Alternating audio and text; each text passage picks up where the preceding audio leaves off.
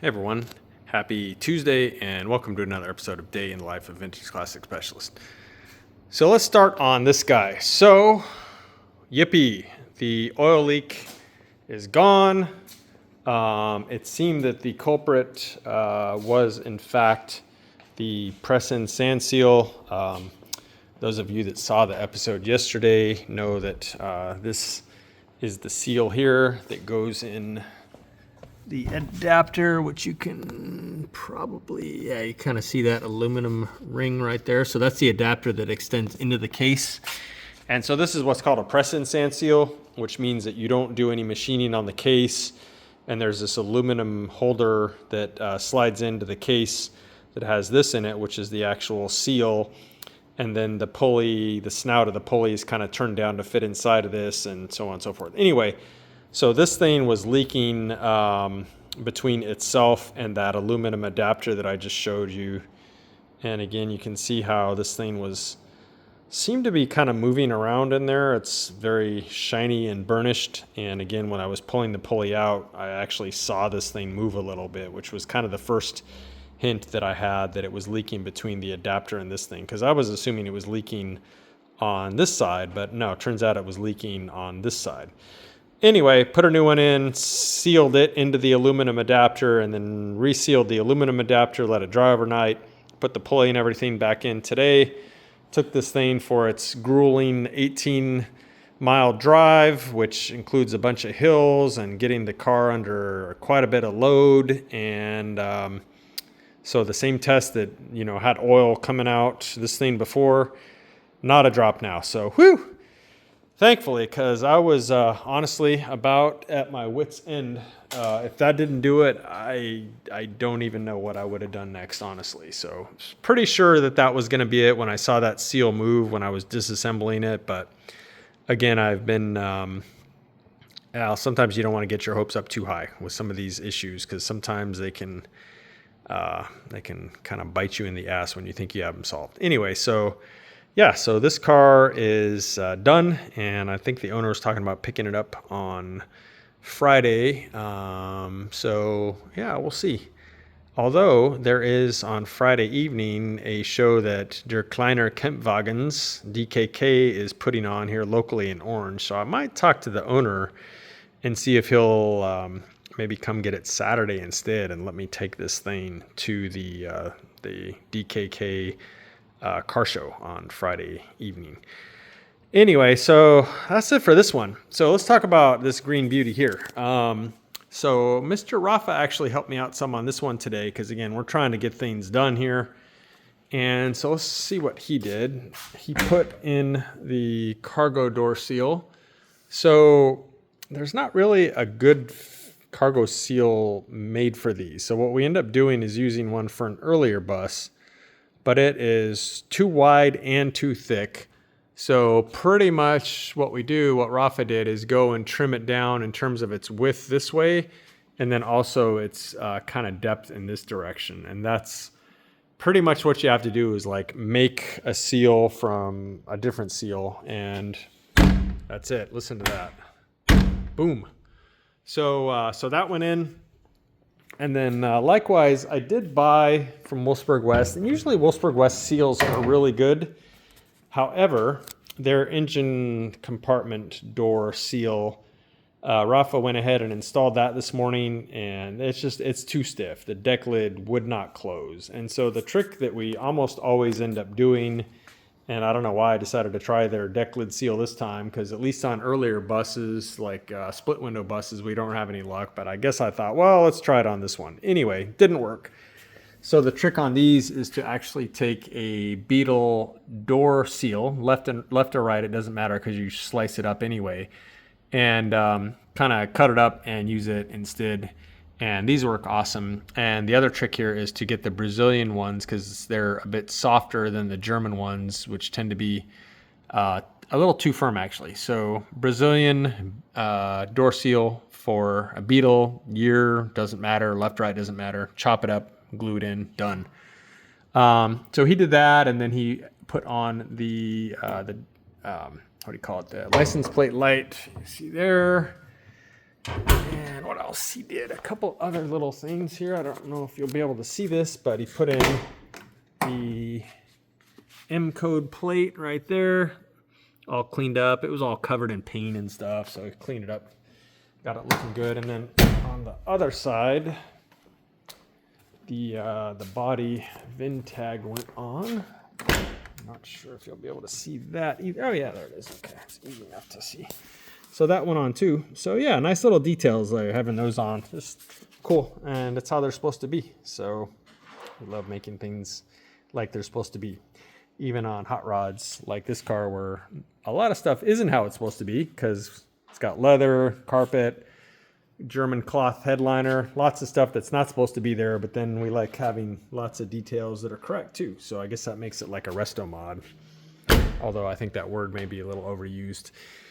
Anyway, so those things went on, and I think those are the main things that Rafa did on this bus today. I started investigating, I think I mentioned before, when I drove this bus, when you would apply kind of a lot of force to the steering wheel, that the horn was honking. So on my very first test drive, I said, okay, I'll figure that out later. I just went ahead and disconnected the horn, one wire from it. It's up underneath there. And so today, Rafa and I worked on it because it's kind of a two-person job. You got to have somebody laying with their head up underneath there where they can see the steering coupler and stuff like that, what's going on, and then somebody to kind of crank on the steering wheel. And the steering coupler, which is that sort of puck-shaped thing that we used, is one that the customer had supplied. He had a lot of parts for this bus, and that was one of them. So try to use the parts that he supplied. However, you got to be careful because some of those steering couplers are way too soft. They're just very soft and pliable rubber, and those things should be really, really stiff, like have almost no flex in them at all. And so what actually happens when you apply enough of a load here on the steering wheel is that steering coupler just deforms in a lot of different ways, and it's enough that things that shouldn't be making contact end up making contact, and then that's when it kind of grounds out the steering, which in turn completes the circuit for the horn and makes the horn honk. So unfortunately, Wolfsburg West literally today sold out their last bitchin' very stiff steering coupler. So I ordered one from CIP, our friends, CIP1, our friends in Canada, and ordered it expedited shipping. So we'll see. Hopefully it'll be here in a couple days, and it's a fairly easy job to swap out. So yeah, hopefully that's in. I mean, the bus can be driven like this with that one. It's not like it's dangerous in any way. However, the horn will have to remain disconnected until we get a proper, nice, stiff coupler in there that's not going to flex all over the place and let the horn honk. So yeah, I kind of spent some time monkeying around with that today. The other thing is I went ahead and got the pedal cover that goes up underneath there and covers all the stuff. We didn't have one with this bus. So drove out to see our friends at Wolfsburg West and got one. And I went ahead and added a hole and a grommet to it up front. And what that is for the air conditioner drain hose. So there's, as you guys know, when air conditioner systems run, they sort of generate a lot of water condensation. So there's a hose from the evaporator that runs down under the bus, and then I'm going to run it out through this grommet here and probably have it extending, I don't know, ½ inch or so below this underneath the bus. So got this thing all ready. However, I won't install this yet until the steering is straight.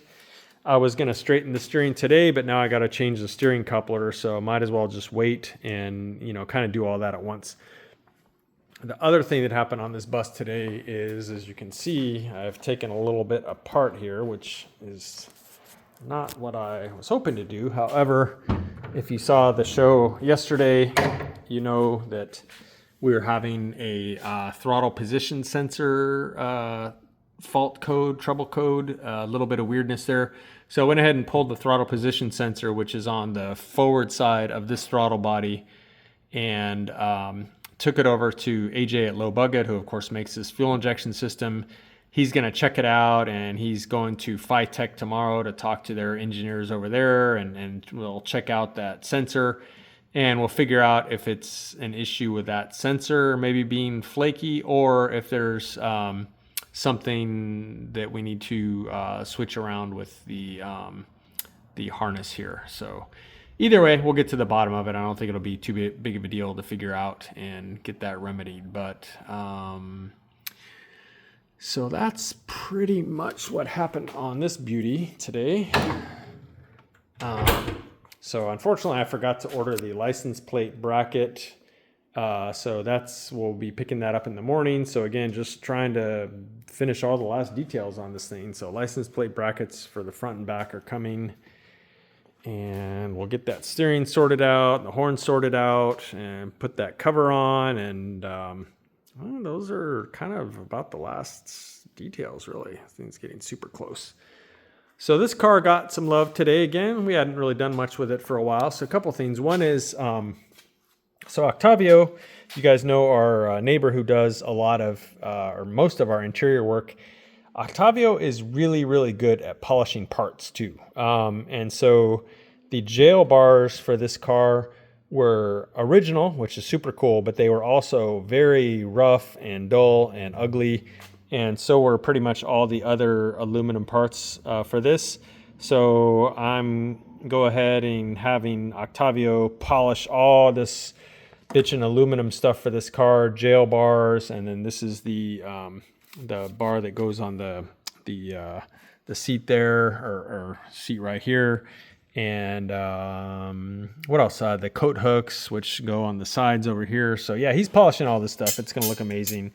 And then we'll install it. And so that happened today. And then in conjunction with that, Rafa was going through and kind of restoring his original dome light assemblies. This one just kind of temporary stuck up here now. He's got to pull it back out. But yeah, so he restored the two dome light assemblies, and then he added the grill to the fresh air. Where's my finger? There it is. To the fresh air thing. Put that on, and that dome light is, I think that one's actually installed for good now. This one back here is not. Anyway, so yeah, just, getting a few things like that done. And then once this stuff's polished, it'll all go on, and that'll be one more thing done on this beautiful mouse gray bus. So I did manage to get back to this one a little bit, just did a couple very minor things on it. One is that I tightened up the axle boots, again, small things, but things that need to be done. And I kind of went through and made a list of a few different things that we need. For example, we need the positive and negative battery cables, and we need dome light switches and little boots and stuff like that for it. So just a bunch of stuff like that we need. And still trying to hunt down a nice turn signal stock for this, and not easy because the reproduction's made. I've had one so far and it was not good. We're gonna try and get another one and hope that it's better.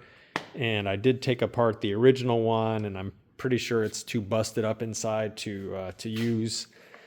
So yeah, we gotta somehow get something going here for this thing's turn signal stock. And yeah, started putting his brake light switches on there. Once those are on all the way, then we could go ahead and bleed this one's brakes at any point. So maybe Jacob and I will be doing that here sometime soon. And I think that's it for today, guys. So thank you guys for watching. Appreciate it. Thanks for all the comments, likes, follows, subscriptions, all that good stuff. So with that, I'm going to say goodbye, and we'll see you again tomorrow. Thanks. Bye.